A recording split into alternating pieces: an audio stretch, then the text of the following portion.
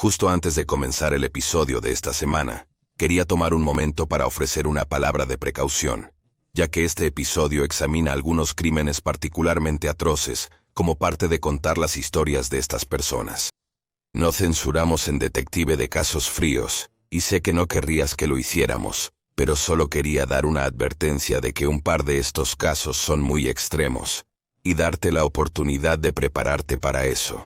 Con eso podemos empezar. Gracias. La mayoría de nosotros nos sentimos en casa en un grupo de amigos, o seguros en un mar de gente, en un lugar público. Nos sentimos seguros en nuestras casas, nuestras puertas están cerradas con llave, nuestras ventanas están bien cerradas, y probablemente vivimos con otra persona, si no varias. Como dice el dicho, hay seguridad en números. Sin embargo, este no siempre es el caso. En todo el mundo, la santidad del hogar se viola todos los días, ya que las personas son asaltadas, robadas, o incluso asesinadas en sus propias propiedades. En el video de hoy veremos 3 asesinatos particularmente inquietantes y sin resolver que tuvieron lugar en las propias casas de las víctimas.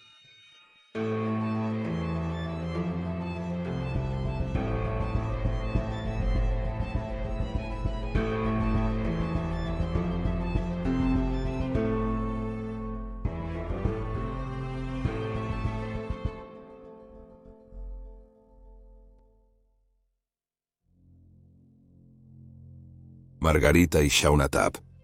El doble asesinato de Margarita Christina Tapp y su hija Shauna Lee Tapp es uno de los asesinatos sin resolver más notorios de Australia. Ocurrió el 7 de agosto de 1984. La familia residía en Ferntree Gully en Melbourne, Victoria, cuando un agresor no identificado irrumpió en su hogar y las asesinó brutalmente. Margarita, una enfermera y estudiante de Derecho de 35 años, fue golpeada y estrangulada con un trozo de cuerda, mientras que su hija, Shauna de 9 años, fue agredida sexualmente y luego estrangulada. Su cuerpo sin vida fue encontrado en su cama cuando la pareja fue descubierta al día siguiente. La tarde del 8 de agosto, el novio de la hermana de Margarita vino a visitar ya que estaba pasando por el vecindario. Recogió su periódico y se acercó a la puerta. Mientras llamaba, notó que el coche de Margarita estaba allí, así que se sorprendió cuando nadie parecía venir a la puerta. No fue hasta más tarde en el día, alrededor de las 6 p.m. cuando la cita de Margarita para la noche, Jaime vino a recogerla, que se descubrieron los cuerpos. Jaime ingresó por la puerta trasera con cerradura defectuosa, al no obtener respuesta en la parte delantera de la casa. Consternado por la escena que encontró dentro, fue a la casa de al lado, la de sus vecinos, y llamó a los servicios de emergencia. A primera vista, los investigadores pensaron que la escena parecía la de un caso de violencia doméstica. Jaime, la cita de Margarita, era el sospechoso número 1, ya que él fue quien descubrió los cuerpos, y mientras era interrogado, se descubrió que su historia era sólida. Fue exonerado luego por evidencia de ADN. El exmarido de Margarita era otro sospechoso obvio, pero tenía una coartada sólida para la noche del asesinato, y también fue descartado. Un vecino informó a las autoridades que había escuchado gritos amortiguados provenientes de la casa alrededor de las 11 p.m., y las personas que vivían al otro lado de la carretera notaron que el Spaniel, normalmente tranquilo, ladró y aulló alrededor de la medianoche. Esto al menos proporcionó a los investigadores algún tipo de marco de tiempo con el que trabajar. Pero después de entrevistar a las citas y al exmarido de Margarita, el rastro del caso comenzó a enfriarse. Dada la ajetreada vida social y amorosa de Margarita, parecía que había demasiadas pistas diferentes a seguir, lo que dificultaba que la policía las priorizara y trabajara en ellas. No solo esto, sino que las autoridades encontraron poco en términos de evidencia forense. Recopilaron pruebas de ADN del camisón de Shauna, pero no encontraron huellas dactilares desconocidas en la casa. Se encontraron huellas de zapatos de tenis Valle Dunlop en el dormitorio de Margarita y en el baño. Esta falta de pruebas es quizás lo que más ralentizó el caso, ya que las autoridades son ampliamente criticadas por su lento avance en el caso.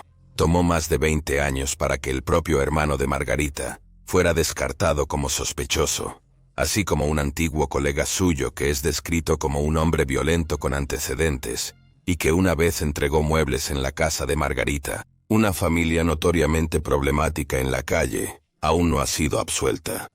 Margarita contrató a uno de los hijos, un hijo adolescente, para cortar su césped y lavar su coche, lo que provocó que los vecinos le advirtieran que no hablara con él, ya que había hecho comentarios sexualmente sugerentes a otras mujeres. Más perturbadoramente, la hermana de este joven vivía en una caravana al lado de la casa con su novio, quien más tarde fue encarcelado por violación. Margarita también había estado tomando lecciones de conducción alrededor del tiempo de su asesinato, y su instructor, que estaba interesado en ella, le había dado lecciones gratuitas para poder seguir viéndola. La policía encontró sus huellas en su casa, pero cuando se le preguntó al respecto, negó haber estado alguna vez en la casa. Un sospechoso en el caso de los asesinatos de Margarita y Shauna fue un exalto oficial de policía, Ian Cosinar, ahora retirado, quien conocía al padre de Margarita y era amigo de la familia. Parecía ser rápidamente descartado de la investigación, pero la hermana de Margarita mencionó su nombre el mismo día que se encontraron los cuerpos. Unos días antes había estado de visita y trajo regalos consigo. Se dice que Cook intentó que Margarita durmiera con él, y ella estaba irritada por su atención no deseada.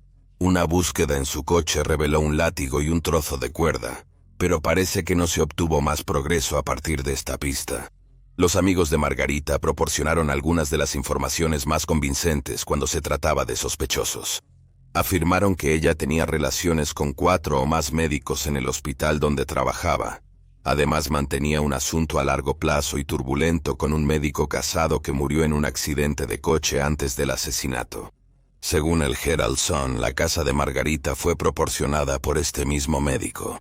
Se informó que su esposa sabía del asunto, e incluso Margarita había llegado a su puerta una vez para rogarle al médico que dejara a su esposa y viniera a vivir con ella. Las confrontaciones entre las dos continuaron durante un tiempo después de la muerte del médico. Mientras Margarita intentaba asegurar la casa que él le había dejado en el tribunal, finalmente se le concedió la mitad de la propiedad. Ella continuó para comprar la otra mitad de la casa. Una enfermera compañera en el hospital donde trabajaba Margarita dijo que pensaba que un amante despechado era el responsable de los asesinatos, ya que a menudo lo ridiculizaba y podía, citando, cortar a los hombres en pedacitos. Se descubrió que un hombre casado con el que Margarita estaba estudiando había almorzado con ella el martes que murió, y que una camioneta Ford estaba estacionada cerca de la casa poco antes de los asesinatos, pero nunca se identificó al dueño. En 2008, la acusación contra un sospechoso en el caso se desmoronó cuando se reveló que la evidencia en su contra estaba de hecho contaminada, y en 2017 se ofreció $1 millón australianos como recompensa por información que condujera a la condena del asesino. Esta suma es aproximadamente equivalente a $700,000 estadounidenses. A pesar de las numerosas pistas que la policía tenía a su disposición, el trágico doble homicidio de Margarita Tapp y su hija de 9 años sigue sin resolverse. Los asesinatos de la familia Dardeen. El 18 de noviembre de 1987, Russell Keith Dardeen, de 29 años, operador de una planta de tratamiento para una instalación de agua del lago, no se presentó a su turno. Siendo un trabajador normalmente confiable, sus colegas y jefes se preocuparon cuando ni siquiera llamó para informar a su lugar de trabajo de su condición. El supervisor de Keith llamó a cada uno de sus padres ya que estaban divorciados, pero ellos tampoco lo habían visto ni oído de él. El padre de Keith acordó encontrarse con la policía local para investigar la casa móvil en la que Keith y su familia residían. Ninguno esperaba encontrar la verdaderamente horrorosa escena que les esperaba. Dentro de la casa estaban los cuerpos de la esposa de Keith, Ruby Elena Dardeen, su hijo de 2 años, Pedro, y su hija previamente no nacida, Casey. Los 3 estaban acurrucados en la misma cama. Elena había sido atada y amordazada con cinta adhesiva, y ella y Pedro habían sido golpeados hasta la muerte con un bate de béisbol encontrado en la escena. El bate era un regalo de cumpleaños de Keith para su hijo. Parecía que Ruby Elena Dardeen, quien había estado muy embarazada en ese momento, había sido golpeada tan brutalmente que había entrado en labor de parto, dando a luz a una niña que también fue asesinada posteriormente como su madre y hermano. Se notó rápidamente que Keith no estaba en la casa, y que su coche Plymouth rojo de 1981 también faltaba. Los investigadores supusieron que él había tenido algún tipo de colapso mental, y era responsable de la horrible masacre de su familia. Pero su cuerpo fue encontrado por cazadores al día siguiente en un campo cerca del remolque. Había sido disparado 3 veces y sexualmente mutilado. El Plymouth fue encontrado estacionado fuera de la estación de policía en Benton, a 11 millas de la casa. El interior estaba salpicado de sangre. La policía local y los policías del estado de Illinois trabajaron juntos en la investigación, con 30 detectives asignados para trabajar en el caso a tiempo completo. Se entrevistó a 100 personas, y un hombre que fue detenido al principio pronto fue liberado, aunque hay poca información sobre por qué fue llevado. Otro compañero de trabajo que había tenido un desacuerdo con Keith fue entrevistado pero descartado como sospechoso. Ni Elena ni su esposo Keith tenían alcohol o drogas en su sistema. Se encontró una pequeña cantidad de marihuana en el remolque, pero no en cantidad suficiente para insinuar que la pareja estaba traficando drogas, y la policía sospechaba que posiblemente fue dejada inadvertidamente por el asesino. La hora de la muerte sirvió para complicar aún más el caso, ya que cada miembro fue asesinado dentro de 1 hora del otro. Elena, Pedro y Casey habían estado muertos durante 12 horas antes de que los encontraran, mientras que Keith había estado muerto de 24 a 36 horas para cuando lo encontraron. Las autoridades no pudieron determinar cómo se llevaron a cabo los asesinatos, pero se especuló que, dado que el asesino tuvo tiempo para ordenar la escena del crimen y tomó a 3 miembros de la familia en la cama, no debió haber tenido prisa por irse, lo que llevó a la idea de que quizás Keith fue asesinado primero. Como no había evidencia de entrada forzada, la policía se preguntó si la familia había sido asesinada por alguien que conocían. La madre de Keith, Juana, dijo que el aumento de la tasa de criminalidad en el área había llevado a Keith y Elena a poner su casa móvil en venta para poder mudarse a un lugar que se sintiera más seguro, y que Keith en particular se había vuelto cada vez más protector con la familia. Cuando una joven llegó a la puerta para pedir usar su teléfono, él se negó a dejarla entrar. Esto hace parecer posible que alguien que la familia conocía había llegado a la puerta y cometido los crímenes. No faltaban objetos de valor en la casa, y no se habían producido agresiones sexuales, lo que llevó a la policía a especular sobre cuál podría ser el motivo del crimen. El forense del condado de Francisco dio su opinión añadiendo que sentía que el crimen estaba motivado por razones personales y no era un acto aleatorio de violencia brutal. Elena trabajaba en una tienda de suministros de oficina, y ella y su esposo participaban en un conjunto musical con una pequeña iglesia bautista en su tiempo libre. No había evidencia de relaciones extramatrimoniales por parte de ninguno de los dos. Según todos los informes, eran una familia feliz y bien querida. Aún así, dada la mutilación sexual y los rumores de que el hijo de Elena había sido arrancado del vientre, impulsaron especulaciones conspirativas de que los culpables eran satanistas activos en la zona, realizando un sacrificio ritual de la familia.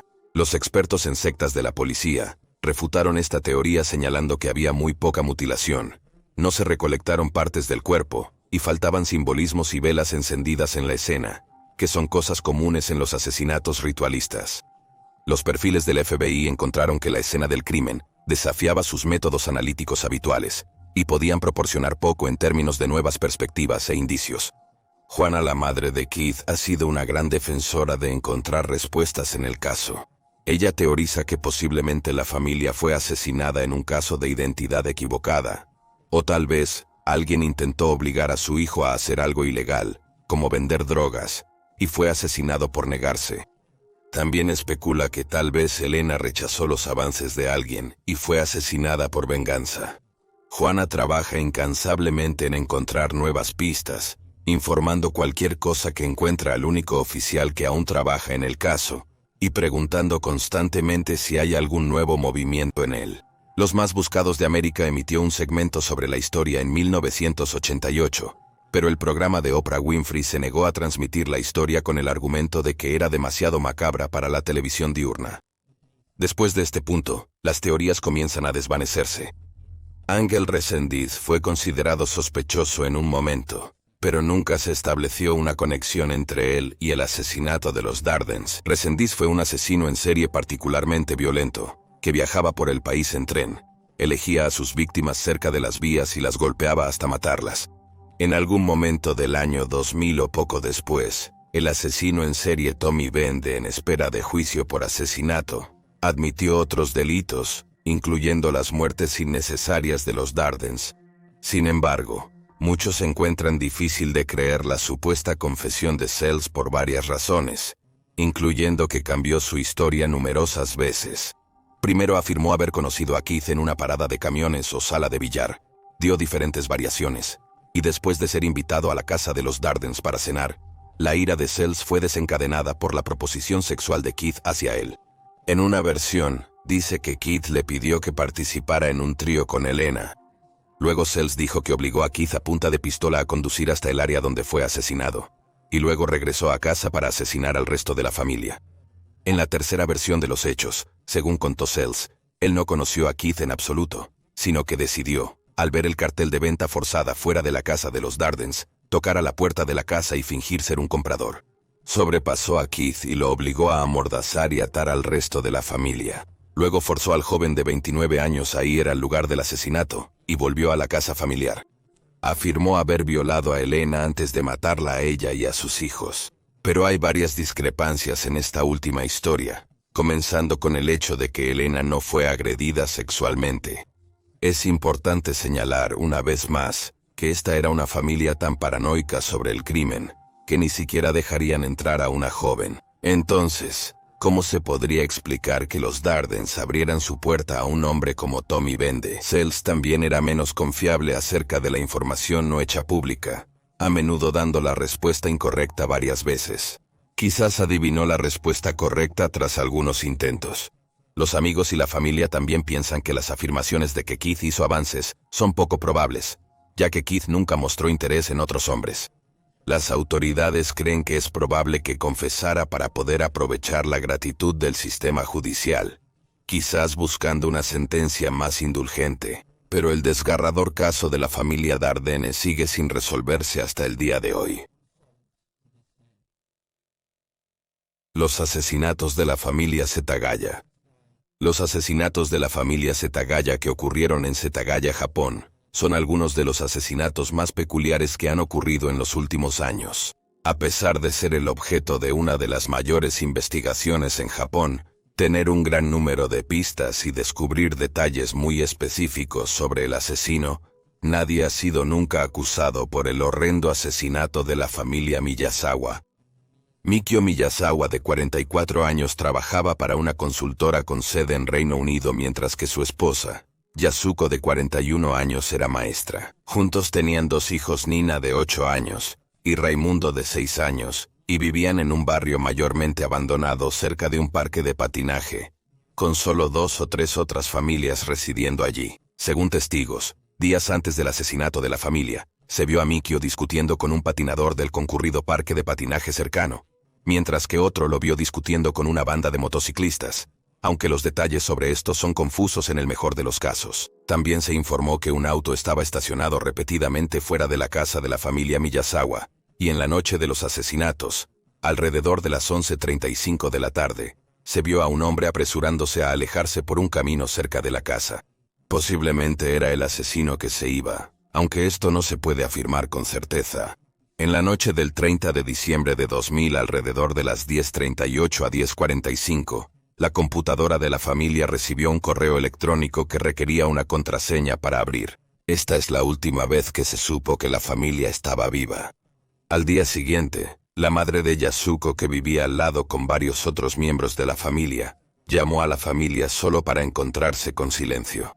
Preocupada, fue a la casa de su hija, solo para descubrir que nadie salió a la puerta, que estaba cerrada desde adentro. Usando su propia llave, la madre de Yasuko entró, solo para toparse con una escena aterradora. Rei, de 6 años, había sido estrangulado mientras dormía en su litera, mientras que Yasuko, Nina y Mikio habían sido apuñalados hasta la muerte. Extrañamente, las mujeres de la familia habían sido atacadas más salvajemente, mucho después de su muerte, lo que sugería a los investigadores que quizás esta persona tenía un odio hacia las mujeres. La investigación sobre las muertes de la familia Miyazawa fue una de las más grandes que se han llevado a cabo en la historia de Japón. Más de 246,000 investigadores han trabajado en el caso, y se han recogido y analizado 12.545 piezas de evidencia. Los investigadores descubrieron que las líneas telefónicas de la casa habían sido cortadas y que la ventana del baño del segundo piso estaba abierta, lo que llevó a especular que así fue como entró el culpable. Se teoriza que Ray fue asesinada primero y que Mikio escuchó algún tipo de ruido en el piso de arriba mientras trabajaba en su oficina, y fue a investigar cuando se encontró con el asesino en la parte superior de las escaleras. Su cuerpo fue encontrado en el fondo de ellas. Yasuko y Nina fueron encontradas al pie de la escalera que conduce al desván del tercer piso, y se cree que probablemente se habían escondido cuando el asesino fue por un segundo cuchillo, después de dañar el primero cuando mató a Mikio. El aspecto más extraño del asesinato del cuarteto japonés es que parece que el asesino se quedó en la casa durante horas después. Usó la computadora de la familia, comió helado, bebió té de cebada y durmió una siesta en el sofá. Incluso utilizó el baño, ya que los investigadores pudieron recoger y analizar las heces encontradas, que mostraron que el día anterior había comido judías verdes y semillas de sésamo. El asesino también dejó atrás prendas de vestir y las armas del crimen. Solo se fabricaron y vendieron 130 unidades del suéter que llevaba, pero las autoridades solo rastrearon a 12 compradores. La mayoría de las marcas que llevaba eran de tiendas de skate, y sus zapatos parecían estar etiquetados con una talla coreana en lugar de japonesa.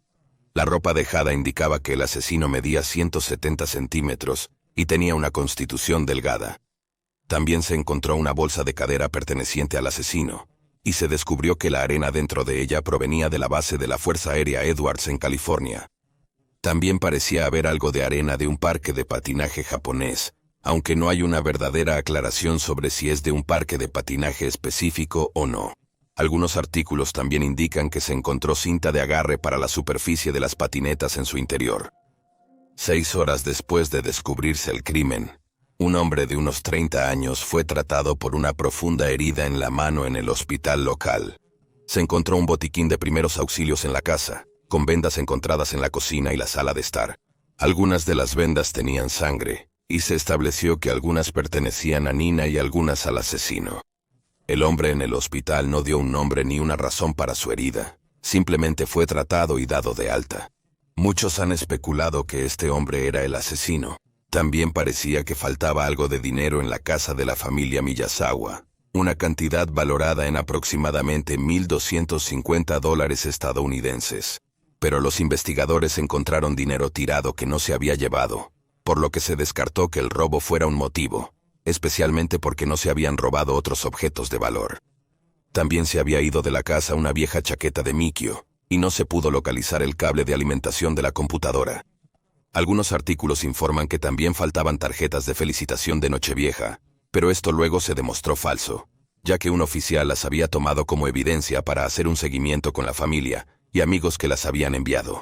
Según la madre de Yasuko, se escuchó un fuerte estruendo alrededor de las 11:30 p.m. Esto posiblemente fue causado por la caída de Mikio por las escaleras, o el despliegue de la escalera suave. En 2017, el análisis de ADN reveló que las huellas de sangre tipo A que se encontraron en la escena, y que no pertenecían a la familia, mostraron que la madre del asesino es de ascendencia europea, posiblemente de un país cerca del Mediterráneo o del mar Adriático. El cromosoma Y también mostró que el padre es de ascendencia asiática. Cada año, la Policía Metropolitana de Japón realiza una peregrinación a la casa para ceremonias conmemorativas. A pesar de las masas de información disponible y la enorme investigación que se llevó a cabo, los asesinatos de la familia Miyazawa permanecen sin resolver. Y ahí tienes los hechos. Por favor, deja tus propios pensamientos, teorías y especulaciones en la sección de comentarios a continuación. Y recuerda darle me gusta a este video y suscribirte para apoyar al canal. Gracias por ver, por favor mantente alerta, mantente seguro, y nos vemos la próxima vez.